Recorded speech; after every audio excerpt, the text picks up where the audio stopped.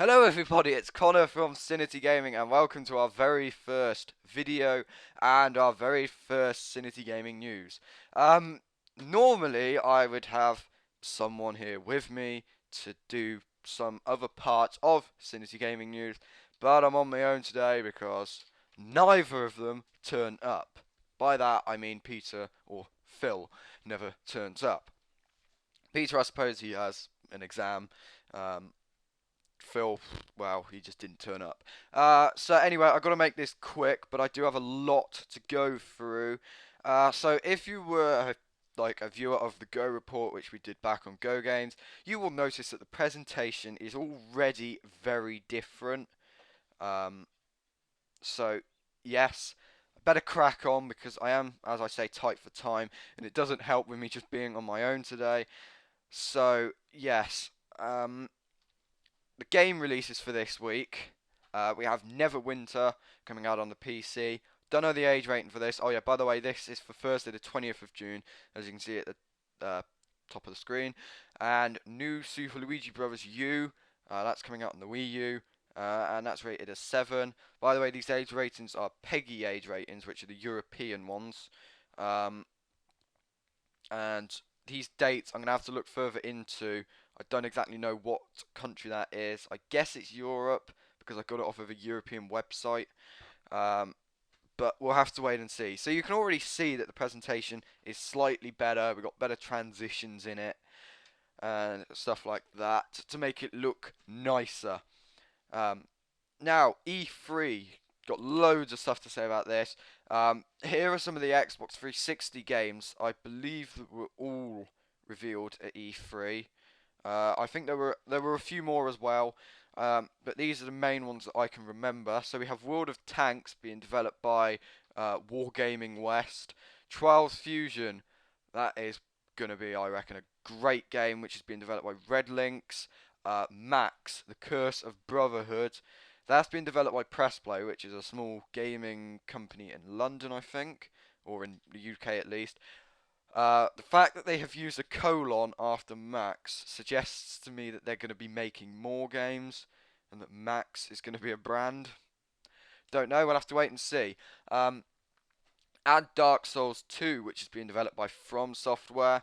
And there are, as I said earlier, probably quite a few more coming out. Another thing that Microsoft also said was the new Xbox 360 console. Um, Now, it has a new design to look like the Xbox One. I do admit it does look a lot like the Xbox One from, I'd say, the front perspective, sort of. Um, it's currently only available in North America, and it was available from the 10th of June 2013, which was last Monday. Don't know when it's going to be coming to the UK or Europe, if it ever will. I believe the storage for the hard drive and the prices are the same, and as the Slim. And I also have noticed it is the first Xbox 360 console to have the Xbox logo on it. If you have a quick look at your Xbox 360s now, you will probably notice that it doesn't have the X logo on it, and that's also the same with the Kinect sensor. So they have redesigned some of the stuff, some of it only slightly, but it does look amazing. Um, Although I won't be getting it, I'm happy with my current 360, so yeah. Xbox One reveals. There are a ton of games to go through for the Xbox One.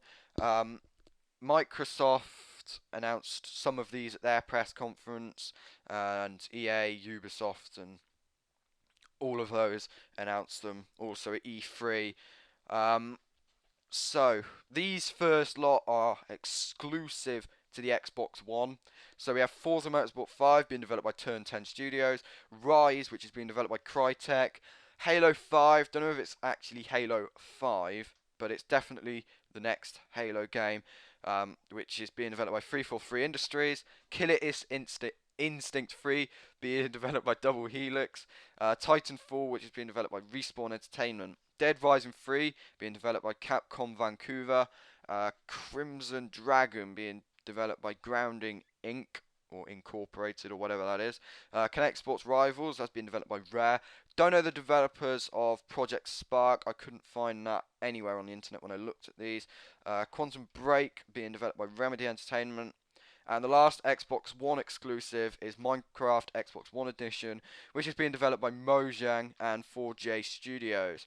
As for the games that are coming out on the Xbox One, and some of these are also coming out on the PlayStation 4, I haven't gone into too much detail with the PlayStation 4 releases. I've only done the exclusive because when I looked at the list, I did realise that most of them were in this list.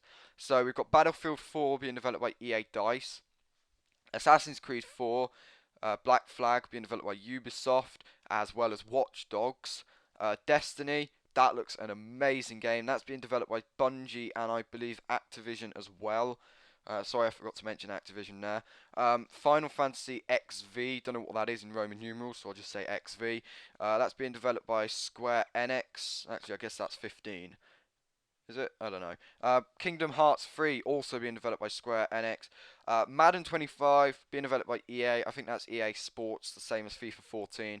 A Need for Speed Rivals. I think that's also Ghost. I believe that's also part of EA. Not definitely sure, but it was at the EA press conference. Call of Duty Ghosts being developed by Infinity Ward. Dragon Age 3 Inquisition being developed by BioWare. CD Projekt Red is developing Cyberpunk 2077 and The Witcher 3. As I said earlier, Trials Fusion by Red Links. Sunset Overdrive by Insomniac Games. Thief being developed by Eidos Montreal. Fortnite being developed by Epic Games. Sniper Elite 3 being developed by Rebellion and 505. The Evil Within being developed by Tango and Bethesda, however you say that. Never heard of it before. Dying Light has been developed by Techland. Plants vs Zombies Garden Warfare, that's been developed by PopCap Games. I believe that's being published by EA as well, because that was also at their press conference at E3. Oh god. Metal Gear Solid 5, the Phantom Pain, Kojima Productions. Pro Evolution Soccer 2014 is being developed by Konami. Deep Down, developed by Capcom. Tom Clancy's The Division, that's being developed by Ubisoft. Yager's Unreal Engine for Game, it's being developed by Yager, or Yager, or however you say that. The Crew, that's being developed by Ubisoft Reflections. And Mirror's Edge 2 being developed by EA Dice. Now on to the PlayStation 4 reveals. These are the exclusives, and as you can see at the bottom, most of the non-exclusive games were mentioned in the Xbox One reveals. So we have Knack, which is being developed by Sony. Sony Online Entertainment have developed DC Universe Online and PlanetSide 2. Ho Ho Come, I think that says, being developed by Sony Santa Monica. The Order 1866 being developed by Ready at Dawn. Killzone Shadowfall, I know a lot of people are excited about that game. That's being developed by, I think that's Guerrilla Games. I could be wrong saying that. Infamous Second Son being developed by Sucker Punch. Very similar sounding to the Sucker Punch on Total Wipeout. And Drive Club being developed by Evolution Studios. That is from what I got off of the website. I am sorry if I got any of the developers wrong. I do apologise for that. So now over to the console comparison, since all of the specs were announced for both the Xbox One and the PlayStation 4 at E3. So I am really struggling on which console to buy. Hopefully these specs will be able to help you. Maybe not, and they haven't helped me, that's for definite. But let's start off with the processing unit. So the CPU for the Xbox One is an AMD 8-core APU, and the CPU for the PlayStation 4 is a semi-custom 8-core AMD 86 to 64 CPU. I'm not an expert with processors, so I don't know what any of that means. Memory, I do know what that means though. The memory for the Xbox One is an 8GB DDR3, which 5GB is available to the games. And the memory for the PlayStation 4 is an 8GB GDDR5, and that is unified. I believe that means that most of it is available to the games. Now, before I go any further, um, you'll be thinking, well, Microsoft said that Microsoft and Sony said it's got 500 gigabytes of memory. That's storage, which is mentioned just below. Memory here is referring to RAM, which is random access memory, which helps speed up performance. So yeah, that's what that means. The Xbox One has AMD Radeon graphics, and again for the PlayStation 4, it has a semi-custom AMD Radeon GPU. I believe that stands for Graphics Processing Unit, I think. Um, Storage, both consoles have 500 gigabytes of hard drive storage. However, I have heard that the PlayStation 4's storage is expandable. Um, both consoles support the Blu-ray disc, and also I think DVD discs as well. I guess they would be. Now, this is another thing that both consoles have had their differences with in the past, is their online services. Xbox Live, even though it's not been the most popular online service, it has been rated the best gaming online service. Despite the fact you have to pay for it, you really do get your money's worth for it. PSN, obviously that's free, but then that people are saying is not as developed as Xbox Live in the range of content available on the online marketplace, and obviously the hackings which PlayStation suffered back in April 2011. So that's sort of the online services. That's not really much to do with the Xbox it definitely is, but the PlayStation 4, the online services isn't really relevant. Okay, another thing as well, a lot of you have been wondering whether you need to keep your old console to play your older games. The answer for the Xbox One is yes, you definitely do.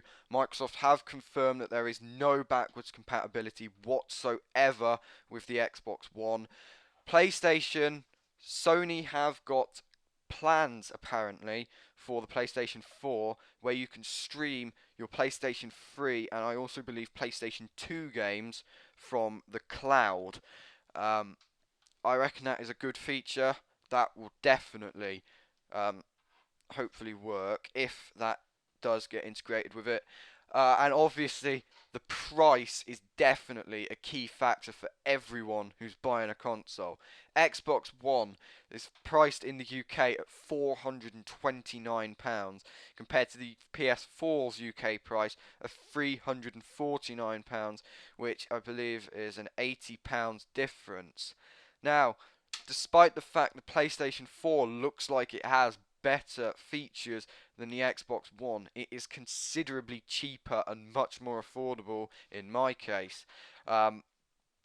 So at the moment, I think I'm definitely going for the PlayStation 4, despite the fact I have got an Xbox 360, but I haven't fully made my mind up yet. And another thing as well, Sony are trying to stick to keep gamers amused. They are keeping the PlayStation gaming platform prioritized. Microsoft, they're trying to take over your living room. In fact, the only thing that the Xbox One lacks is the screen. If that did have a screen, I think it probably would take over everything in your living room. So that's enough for the console comparisons. Um, and this is the end of the E3 part of CGN, and this is also the part which, in future episodes, we would swap over to whoever's doing the news, which is Peter normally. I normally do the game releases anyway. So in the future, if this was a future episode, we would be swapping over, and then we'd cut straight to the news in the final edit. However, not the case this time because I'm the only one here. Idiot. Never mind about that. Okay. Um, this is the news. Sorry about that. EA Wii U announcement. Electronic Arts have said that they will start developing for the Wii U when it becomes a viable platform. FIFA 14 will not be released on the platform, says EA, due to low sales from FIFA 13. Yes, that's quite, I would say, quite powerful words there from EA. And from one of the world's biggest publishing companies for video games. I would say that would probably may have an impact on the Wii U. Um, as 3 Assassin's Creed games are currently in development. I found this quite hard to believe, but according to Ubisoft's CEO, the next 3 Assassin's Creed games are currently in development. Ubisoft say that this is because they want to make sure that development teams have enough time to make the games the best that they can be. Now, that should really say the best that they can possibly be, or the best, something like that. I don't think that makes sense. I wrote this, so blame me. Um, E3 2014 dates confirmed. Dates have been confirmed for next year's E3 Gaming Expo after a record-breaking 48,200 attendees. E3 2014 will take place between the 10th and 12th of June 2014 at the Los Angeles Convention Center, just like all the other years. I will also remind you, gamers out there, just thinking, oh yeah, we should totally get E3 tickets next year. Unless you've made a video game or you're very successful on YouTube or you have a very successful gaming magazine, unfortunately you can't go. If you want to go to these gaming expos, I think America, I think in America, PAX East is public. I don't know. Um, and I know that definitely if you're British like me, the Eurogamer Expo, which is taking place this September, is definitely public. Um, so I really want to go to that this year. Never been before because I've never really been old enough to go unattended, but now I am old enough, I would like to go.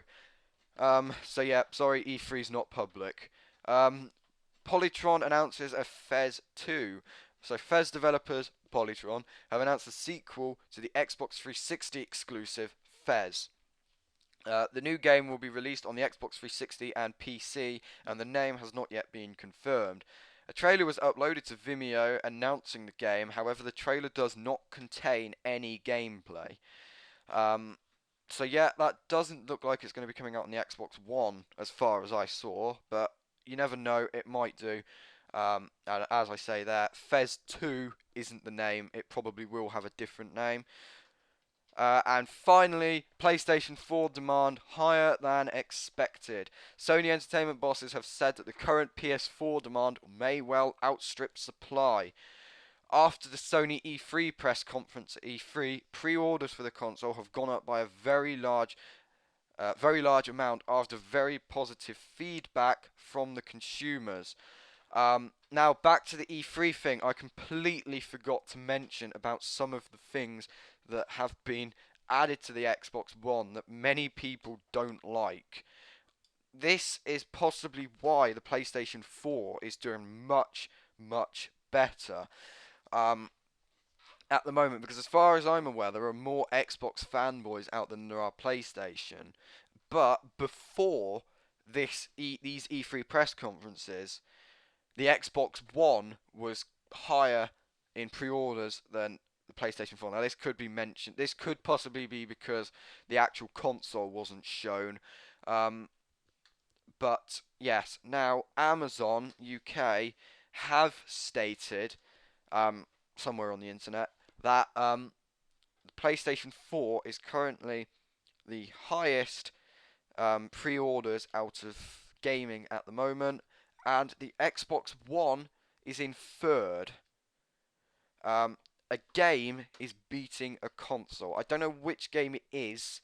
Um, I'm not going to say one because it's most likely wrong. I have no idea what game it is, but I do know that the Xbox One is being beaten by a game for pre-orders. So yeah, Microsoft, that's not looking good for you.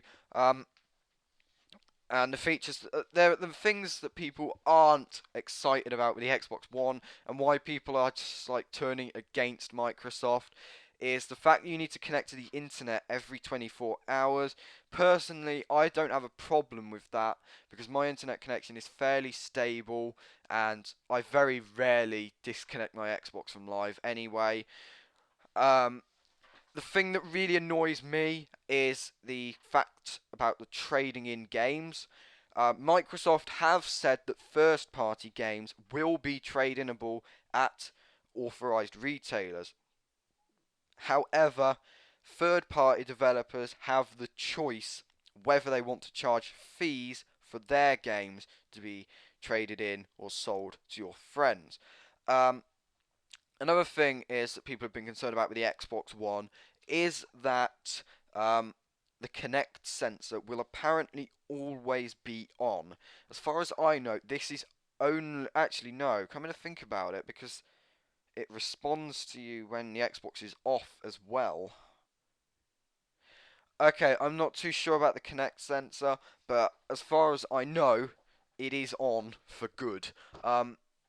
At first, I originally thought it was only on when the console was on. However, when I like heard about all the things that you can like tell your Xbox to turn itself on, that's what made me think that the sensor is permanently on. Don't know whether if the camera's permanently on. I should hope that it isn't. That is one thing that people are very angry about, which is their privacy, because we won't actually know if the Kinect sensor is on or off. Um, so yeah, thank you for watching this, ladies and gentlemen. If you are still here watching this, this is probably going to be one of the longest Cinity Gaming news ever. Maybe apart from next year E3, I don't know. Um, but yes, this is definitely one of the longest you'll ever get. Normally, the news will only be about 4 or 5 minutes. I don't know how long this is going on for now.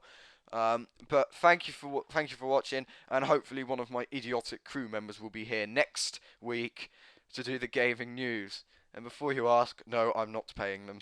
I haven't got enough money to do that. So yes, thank you for watching, and I will see you next time. Goodbye.